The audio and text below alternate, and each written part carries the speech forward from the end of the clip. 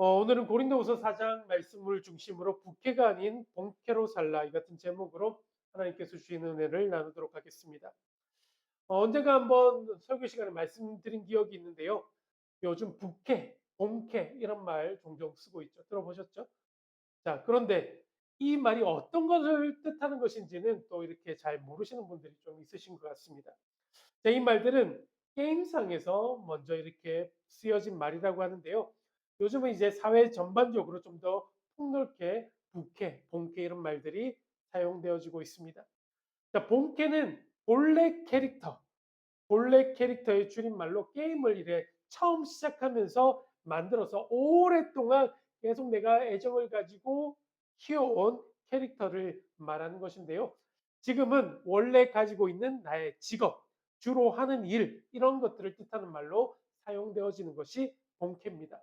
자, 부캐도 마찬가지로 부캐릭터의 줄임말로 본캐가 아니라 다른 목적을 위해서 따로 만들어 놓은 캐릭터가 게임상에서 주로 쓰여진 의미라고 한다면, 요즘에는 평소의 나의 모습이 아니라 새로운 나의 모습, 새로운 일을 하는 나, 이런 것들을 지칭할 때 주로 쓰이는 말이 부캐, 이런 말이 되고 있습니다.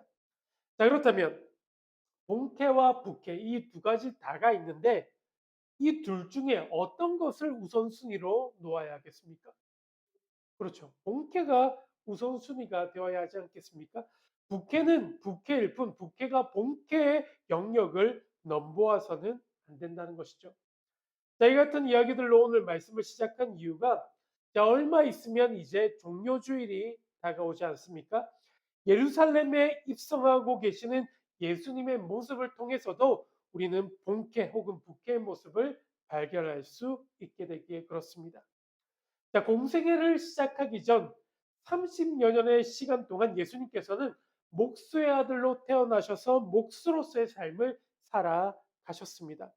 아마도 많은 사람들이 목수의 아들 예수, 목수 예수를 예수님의 본캐로 생각하였을 것입니다. 그런데 예수님의 본캐는 목수가 아니셨죠. 예수님의 본캐, 본래의 모습은 무엇일까요? 예수님의 본래의 모습. 그렇죠. 하나님의 아들. 하나님의 아들 그리스도이시며 메시아이신 예수님이 바로 본래 캐릭터라고 할 수 있겠죠. 3년간의 공생의 기간이 끝이 나는 시점, 이제 십자가 죽음을 위해 예루살렘으로 입성하실 때 예루살렘의 백성들은 예수님을 향해 종려나무 가지를 흔들며 호산나 호산나를 소리 높여 외치게 됩니다. 호산나는 우리에게 구원을 베풀어 주소서라는 뜻을 가지고 있는 말인데요. 아마도 이들은 나귀를 타고 예루살렘에 입성하고 계시는 예수님의 모습을 보며 목수인 예수가 아니라 자신들을 구원할 메시아이신 예수님을 보게 되었을지도 모르겠습니다. 하지만 이 같은 모습도 굉장히 잠시였을 뿐이고요. 군중들은 끝끝내 예수님을 외면하고 호산나 호산나 외쳤던 그들의 입으로 예수님을 십자가에 못 박으라고 소리를 치게 됩니다. 결국 그들은 예수님의 본래의 모습, 즉 우리 모두를 구원하시기 위해 이 땅에 오신 예수님에 대해서 정확하게 알지 못하였기 때문에 이렇듯 쉽게, 너무도 쉽게 자신들의 입장을 바꾸어 버리게 된 것입니다. 자, 그렇다면 오늘 우리들은 어떠한 마음과 자세로 예수님의 본래 모습을 바라볼 수 있어야 할까요? 우리들 모두는 겸손한 마음과 모습으로 우리를 구원하여 주시기 위해 이 땅에 오신 예수 그리스도, 우리의 모든 죄를 사하여 주시기 위해 십자가 지신 예수 그리스도, 메시아이신 예수님의 본래 모습을 바르게 볼 수 있어야 할 줄로 믿습니다. 자, 이제 본문으로 들어가 보면 사도 바울은 오늘 본문 16절을 시작하면서 이렇게 말씀하고 있습니다. 그러므로 우리가 낙심하지 아니하노니 우리의 겉사람은 낡아지나 우리의 속사람은 날로 새로워지도다. 우리에게는 계속해서 낡아져만 가는 겉사람이 있고 날로 새로워지는, 또한 새로워져야만 하는 속사람이 있다, 사도 바울은 말씀하고 있습니다. 그러니까 모든 사람에게는 그 속에 본캐와 부캐 이 두 가지 속성이 존재하고 있다라는 이야기인 것이죠. 여기서 바울은 우리의 눈에 보이는 것, 외면적이고 현세적인 관점에서 보게 되는 나라는 존재를 겉사람이라고 지칭하고 있습니다. 이 겉사람을 오늘 제목에 대입해 본다면 부캐, 즉 부캐릭터라고 부르고 싶고요.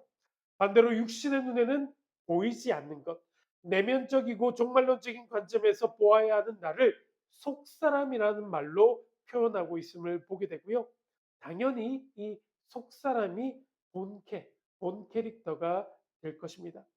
자, 그렇다면 겉사람과 속사람, 이것은 정확히 무엇을 말하는 것이라 할 수 있을까요? 나라는 사람은 한 사람인데 어떻게 겉사람이 있고 속사람이 두 가지가 있는가 반문할 수도 있으실 것입니다. 물론 나라는 사람은 한 사람이죠. 그 한 사람에게는 육신의 눈으로 볼 수 있는 겉으로 드러나 있는 사람이 있고 또한 영혼의 세계에는 겉으로는 보이지 않지만 속 사람이 있다라는 것을 인정해야만 합니다. 왜냐하면 하나님께서 인간을 창조하셨을 때 이 겉사람과 속사람 두 가지 모두 다 가지도록 창조하셨기 때문입니다. 창세기 2장 7절 말씀을 이렇게 보시게 되면요. 여호와 하나님이 땅의 흙으로 사람을 지으시고, 자, 이것이 육체적 형상의 사람이죠. 겉사람입니다. 생기를 그 코에 불어 넣으시니 사람이 생명이 되었다 기록하고 있습니다. 생명이란 사는 영, 문자 그대로 하면 사는 영, 이것을 뜻하는 것이니까요. 이를 통해서, 생명을 통해서 사람은 영적인 존재가 된 것입니다. 이처럼 하나님께서는 처음부터 사람을 육신적인 존재로서의 겉사람, 그리고 영적 존재로서의 속사람, 이 둘 모두를 가진 존재로 창조하셨다라는 겁니다. 자, 조금 더 나아가 보면요. 겉사람이라고 할 때 겉이란 말은, 이 말은 밖, 외부, 바깥쪽, 아웃사이더, 이런 뜻을 가지고 있는 것이 겉입니다. 바울은 고린도후서 4장에서 이 겉사람에 대해서 이야기할 때 질그릇, 몸, 죽을 육체, 이처럼 다양한 말로 쓰고 있음을 또한 볼 수 있을 겁니다. 자, 이를 통해 알 수 있는 것은 겉사람이란 무엇인가? 겉사람이란 죽음을 향해 달려가고 있는 우리의 육신을 지칭하고 있음을 알 수 있습니다. 그래서 겉사람이라는 것은 날이 가고 시간이 가면 갈수록 계속해서 쇠하여지고 낡아지게 됩니다. 누구나 할 것 없이 이 땅을 살아가고 있는 모든 사람은 하나님께서 허락하신 인생을 살아가다 시간이 지나감에 따라 쇠하여지고 낡아지게 되어 흙으로 돌아갈 수밖에 없는 제한된 육체를 가지고 있습니다. 그런데 세상을 살아가는 많은 사람들은 흔히들 눈에 보이는 것에, 겉사람에, 결국은 썩어서 없어지고 말 것에 더욱더 주목하고 관심을 가지고 살아가고 있다라는 것이 사실입니다. 그리고 그중 어떠한 사람들은 눈에 보이는 것들을 삶의 전부라 여기며 살아가고 있기도 합니다. 그런 사람들은 겉사람으로만 살아가는 사람들, 혹은 구원받지 못한 사람들이라고도 말할 수 있을 것인데요. 이들은 결국 낡아지고 쇠하여짐에 따라서 어둡고 침울하여 그 어떤 소망도 없는 심판과 멸망을 맞이할 수밖에 없음을 우리는 알아야만 합니다. 결국 자연인으로서의 인간은 겉사람의 모습을 가지고만 살아가게 되어 있다라는 것이죠. 그러나 우리 구원받은 하나님의 자녀들은 겉사람이 우리들의 삶의 전부가 아님을 믿는 자들입니다. 그래서 16절에서 이야기하고 있는 또 다른 사람, 속사람은 예수 그리스도를 믿음으로 말미암아 거듭나고 구원받은 우리들의 영적인 실존을 말하는 것입니다. 예수님으로 말미암아 거듭나고 구원받게 된 자들은 모두 다 속사람의 모습, 그제서야 본래의 모습을 가지고 이 땅에서의 삶을 살아갈 수 있게 되었다 말할 수 있다라는 것이죠. 하나님의 한량없으신 은혜로 말미암아, 믿음으로 말미암아 구원받은 우리들은 이제 겉사람의 모습만으로는 살아갈 수 없게 되었습니다. 우리가 잘 아는 고린도후서 5장 17절 말씀에는 그런즉 누구든지 그리스도 안에 있으면 새로운 피조물이라. 이전 것은 지나갔으니 보라 새 것이 되었도다. 그리스도를 진정으로 만남으로 그리스도 안에 거하게 되었다면 그 누구라 할지라도 변화받게 되어 있습니다. 새로운 모습으로 살아가는 것이 너무도 당연합니다. 예수님 알기 전에는 그저 겉사람의 모습으로만 살았는데 그것이 전부인 것으로 알고 방탕한 생활을 일삼으면서 살았는데 이제 그리스도를 믿음으로 그리스도 안에 있음으로 속사람을 가진 존재로 변화된 존재로 새로운 피조물로 본래 모습으로 살아가게 되었다는 것이 얼마나 감사한 일인지 모르겠습니다. 시간이 가면 갈수록 예수 그리스도를 닮아 변화된 존재로 날로 날로 새하여지고 낡아지는 자들이 아니라 날이 가면 갈수록 새로운 존재로 변화하는 사람들이 예수 그리스도를 구주로 삼은 우리들의 본래 모습이라는 것이죠. 바로 이러한 차이가 겉사람으로만 살아가는 사람들과 또한 속사람으로 살아가는 사람의 차이, 혹은 부캐가 아니라 본캐로 살아가는 사람들이 보이는 결정적인 차이라고 할 수 있겠습니다. 저는 오늘 보면 16절을 보면서 그러므로라는 단어에 주목하게 되었습니다. 16절을 보시게 되면 그러므로 우리가 낙심하지 아니하노니 우리의 겉사람은 낡아지나 우리의 속사람은 날로 새로워지도다. 그러므로 이렇게 되어 있는데요. 여기서는 그러므로는 디오라는 헬라어가 쓰였습니다. 디오. 이것은 왜냐하면 이러이러한 이유 때문에라는 뜻이 담겨진 단어가 디오입니다. 자, 오늘은 주신 말씀을 통해서 그러므로 즉 이러이러한 이유 때문에 이러한 까닭에 속사람을 가진 사람은 겉사람만으로 살아가는 사람들과는 차원이 다른 삶을 살아갈 수 있다. 그렇게 부캐인 겉사람으로 살아가는 삶이 아니라 우리는 본캐인 속사람으로 살아가는 삶을 살아가야 한다.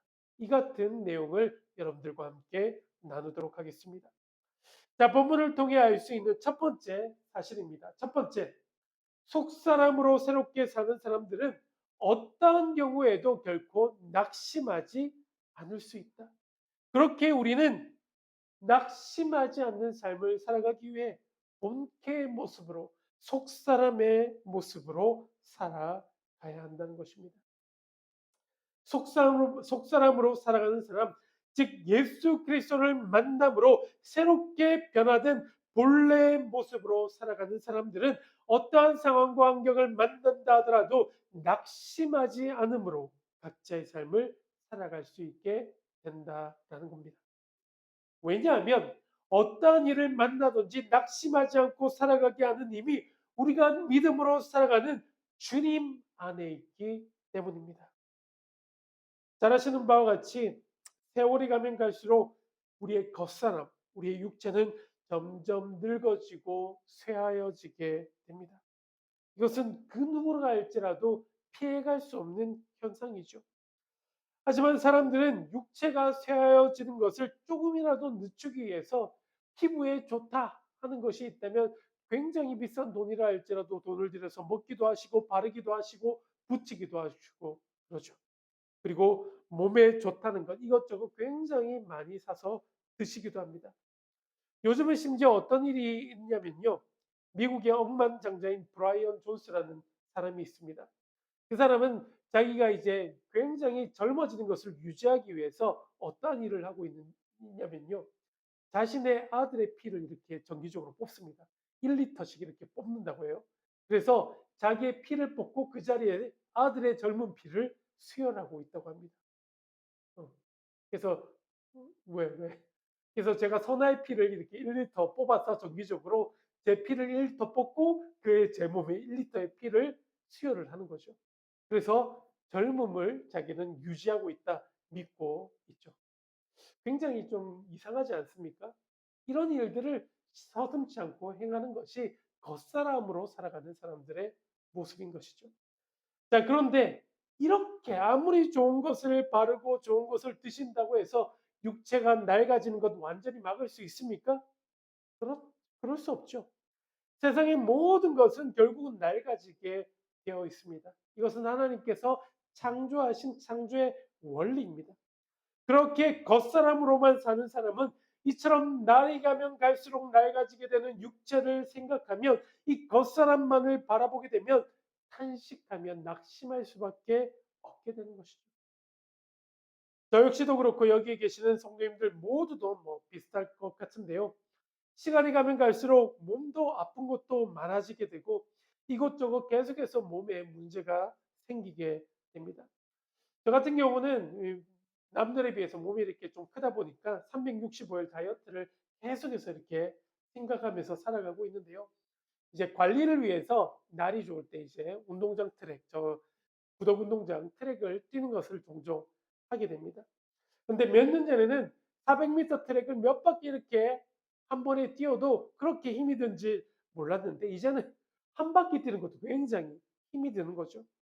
물론 뭐 거리를 조금씩 늘려가면 되겠지만 20대, 30대 체력과 50대 체력은 다르다. 이것을 몸소 체감하고 있는 중입니다. 옛날에는 안 그랬는데 이런 생각 드는 거 막을 수가 없는 거죠. 이처럼 겉모습만을 바라보게 된다면 낙심하고 살아갈 소망 역시 점점 잃어버리게 됩니다. 자, 그런데 오늘 사도 바울은 말하고 있습니다.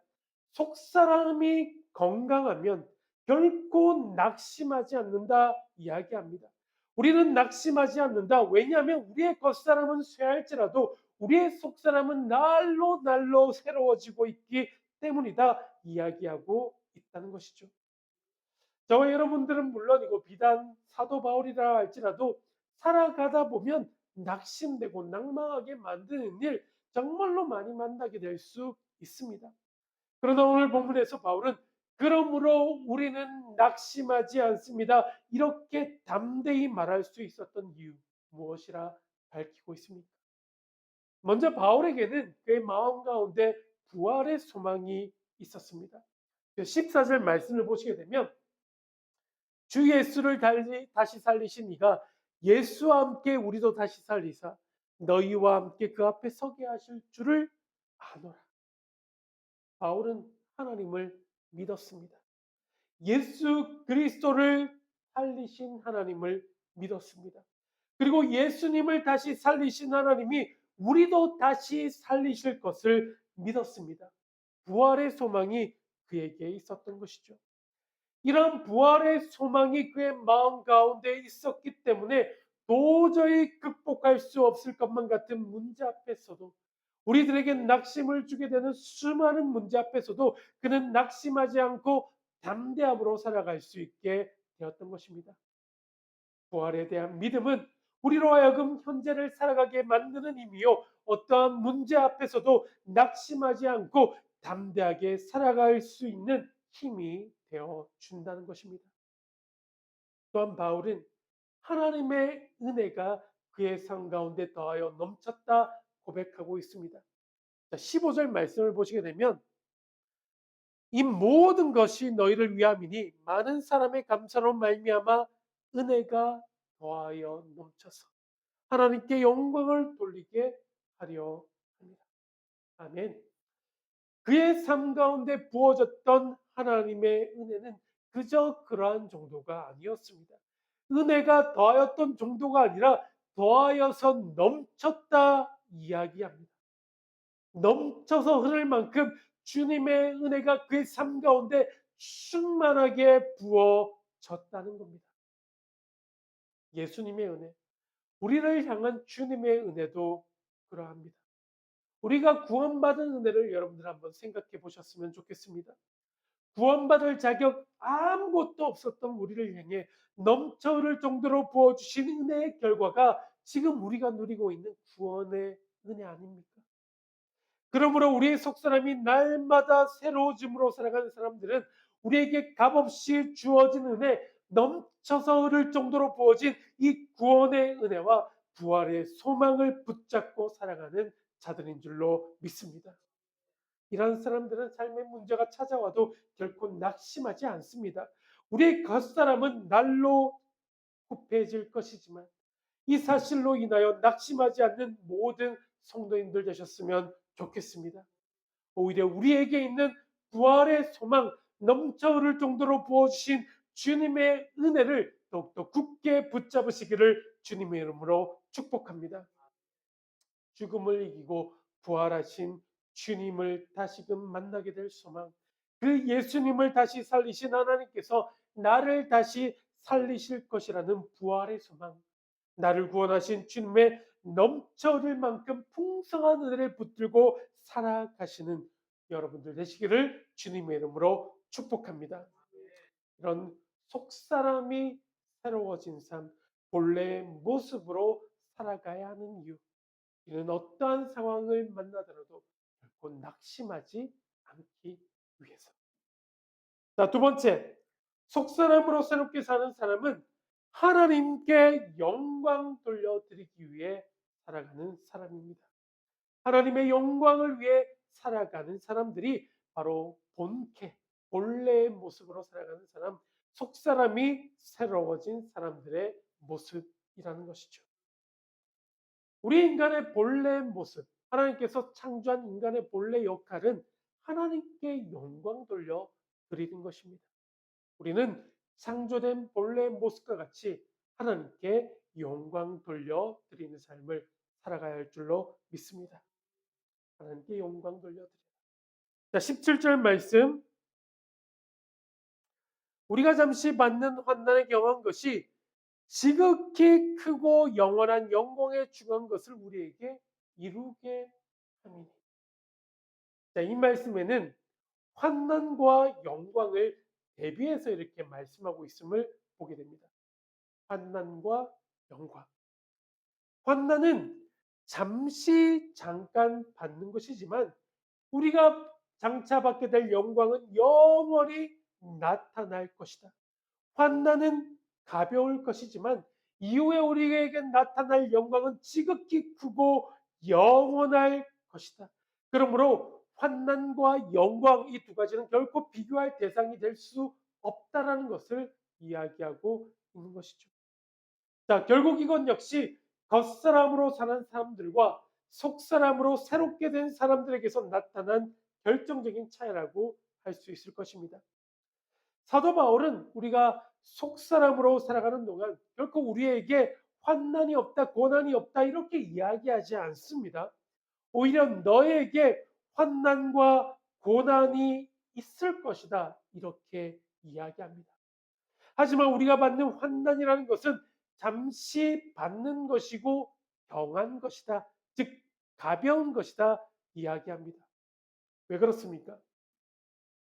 속사람으로 새롭게 되어 살아가는 자들에게는, 복음을 위해 살아가는 자들에게 이 고난을 능가하고도 남을 영원한 영광, 찬란한 영광이 우리에게 기다리고 있기 때문입니다. 잘 아시는 것처럼 사도 바울이 당하였던 환난 결코 가벼운 것이 아니었습니다. 결코 가벼운 것이 아니었죠. 하지만 이로 인하여 얻게 되는 하나님의 영광은 영원한 것이며 결코 비교할 수 없을 정도로 크나큰 것임을 너무도 잘 알았기 때문에 사도 바울은 복음을 위하여 자신의 삶 전체를 드릴 수가 있게 되었던 것입니다. 예수님은 어떠했습니까? 마태복음 11장에서 예수님께서는 수고하고 무거운 짐진 자들아 다 내게로 오라, 내가 너희를 쉬게 하리라. 30절, 이는 내 멍에는 쉽고 내 짐은 가벼움이라 하시니라. 예수님께서 지셔야만 했던 짐, 감당하셔야만 했던 멍에 결코 가벼운 것이 아니었습니다. 어떻게 저 십자가가 쉬운 멍에라 가벼운 짐이라 말할 수가 있겠습니까? 하지만 영원한 나라에 대한 비전, 모든 사람들이 구원받게 되는 그 무엇으로도 비교할 수 없는 하나님 나라의 영광이 십자가의 무겁고도 험한 멍에를 가볍게 질 수 있도록 만들어 주었던 겁니다. 겉사람만으로 살아가는 사람들은 환난이나 어려움이 찾아올 때 이것은 너무도 무거운 짐이다 여기며 지금 닥친 이 고난의 현실만을 바라보고 그것에만 집중하며 살아갑니다.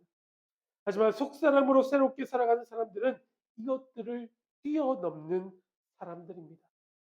환난 너머에 있는 그 비교조차 할 수 없는 찬란한 하나님의 영광을 바라보는 사람들이 속사람으로 새롭게 된 사람들입니다. 오늘 이 자리에서 함께 예배드리고 있는 우리 모두는 속사람이 새롭게 된 모습으로 우리들의 삶을 살아가야 할 줄로 믿습니다. 로마서 8장 18절 말씀, 생각하건대 현재 고난은 장차 우리에게 나타날 영광과 비교할 수 없도다. 환난과 어려움이 찾아오게 되었을 때 주변의 환경만을 바라보며 낙심하지 마시고 이제 그때 영적인 눈을 들어 영원한 세계를 바라보셨으면 좋겠습니다. 영적인 눈으로 크고 영원하며 중요한 것들을 바라볼 수 있는 우리 모두가 되어야만 합니다. 장차 나타날 영광, 비교할 수조차 없는 하나님의 찬란한 영광을 붙잡는 자들이 바로 우리들이 되어야만 합니다. 우리 모두는 속사람으로 새롭게 살아가야만 합니다. 현재 고난이라는 짐을 모두 벗어버리고 이제는 하나님의 영원한 영광을 위해 살아가는 자들이 되어야 할 줄로 믿습니다. 우리의 본래 모습, 하나님께서 인간을 창조하신 본래의 목적은 바로 하나님의 영광을 위해서. 이것을 바르게 깨닫게 되기를 주님의 이름으로 축복합니다. 이처럼 속사람으로 살아가게 될 때, 본래 모습으로 살아가게 될 때 우리는 겉사람만으로 살아가는 자들과 차원이 다른 삶을 살아갈 수 있게 됩니다. 자, 마지막 세 번째, 속사람으로 새롭게 되어 살아가는 사람들은 보이지는 않지만 영원한 것들에 주목하며 살아가는 사람들입니다. 영원한 것에 주목하며 살아가는,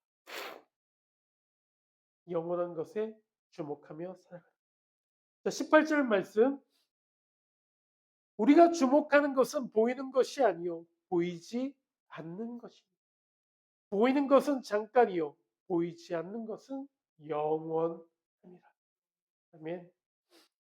겉사람으로 살아가는 자들은 어떤 것에 초점을 맞추고 살아가고 있습니까?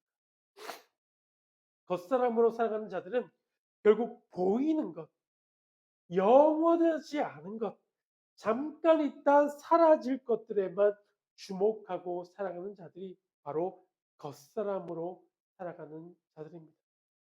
혹시 여러분들도 보이는 것들 언젠가는 사라지고 말 세상적인 가치와 부귀와 명예, 권력과 영화 이런 것들에게만 뚫어져라 집중하며 살아가고 있지는 않습니까? 이런 것들은 모두 다 잠깐 있으면 사라지고 말 찬양 가사의 고백처럼 오늘 피었다가 질 이름 없는 꽃과 같은 것. 바다에 있는 잠깐 있다 사라지고 말 파도 한 개와 같은 것들입니다. 우리가 주목해야 하는 것은 보이지는 않지만 영원한 것이어야 할 줄로 믿습니다. 속사람이 새롭게 된 우리들은 눈에 보이지만 잠깐 있으면 사라지게 될 그러한 것들을 추구하는 삶이 아닌, 비록 우리 눈에는 보이지 않는다 하더라도 영원한 것들, 오직 영원한 하나님 나라를 추구하며 살아가야 한다는 것을 오늘 주신 말씀을 통해 깨닫게 되었으면 좋겠습니다. 말씀을 정리합니다. 속사람으로 새롭게 살아가는 사람은 예수 그리스도를 믿음으로 말미암아 새롭게 변화된 그 본래의 모습으로 살아가는 사람들은 겉사람으로 살아가는 자들과는 차원이 다른 삶을 살아가게 되어 있습니다. 속사람으로 새롭게 살아가는 사람들은 어떠한 상황과 환경을 만난다 하더라도 결코 낙심하지 않습니다. 오직 하나님의 영광을 위해 살아가는 자들입니다. 속사람으로 새롭게 살아가는 사람들은 영원한 것들을 바라보는 자들입니다. 예수 그리스도를 믿음으로 말미암아 새롭게 변화된 모습으로 하나님께서 창조하신 본래의 모습을 되찾아서 우리의 사는 날 동안 예수 그리스도 그 넘치는 은혜에 감격하며 하나님의 영광을 위해 영원한 것을 바라보시며 항상 승리하는 삶 살아가시는 사랑하는 모든 성도님 되시기를 우리 주님 이름으로 간절히 축복하며 축원드립니다. 아멘. 시간 주신 말씀 기억하면서 우리 함께 찬양하고 우리 결단의 기도로 오늘 예배 마무리할 텐데요. 날로 날로 새로워지는 속사람의 모습으로 살아가기를 원합니다. 영원한 것들을 바라보며 하나님의 은혜에 감사하며 하나님의 영광을 위해 살아가는 저희들 되게 하여 주시옵소서. 제가 이런 마음으로 주께 가오니 이 찬양의 고백 함께 올려드립니다. 하나님, 오늘 주신 말씀을 통하여서 우리가 이 땅에서의 남은 삶을 동안 어떠한 모습으로 살아가야 할지 다시금 깨닫게 하심을 감사를 드립니다. 우리가 집중하는 것은 잠깐 있다 사라질 것들이 아니요, 우리가 주목해야 하는 것은 영원한 것들, 하늘나라의 영원한 상급인 줄로 믿습니다. 영원한 것들 위해 달려나갈 수 있는 저희들 되게 하여 주시옵소서. 날로 날로 새로워지는 저희들 되게 하여 주시옵소서. 주님께만 집중하며 주님께만 초점을 맞추며 하늘나라의 영원한 상급을 위해 힘차게 달려나갈 수 있는 저희들 모두 되게 하소서. 하나님께 칭찬받는 우리의 삶이 될 수 있도록 우리 모두의 삶을 이끌어 주시옵소서.